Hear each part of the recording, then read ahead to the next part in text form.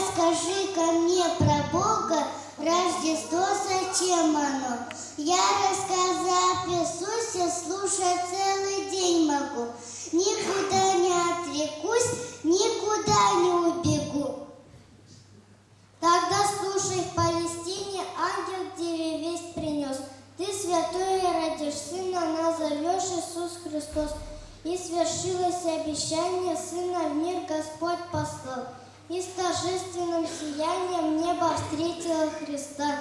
Пели ангелы прекрасно в поле бедным пастухам, а звезда светила ясно добрым старым мудрецам. Нежно в ясельке Мария положила сына спать. Как бы я хотела сильно в Вифлееме побывать. Так давай скорее сами в город Вифлеем пойдем. На работе папа с мамой бабушку с собой возьмем. Да не бойся, мы недолго, забирайся, не робей. Я считаю нашим долгом посетить царя царей. А в подарок Иисусу мы игрушки понесем. И для всех, кто будет слушать, всех расскажем и споем.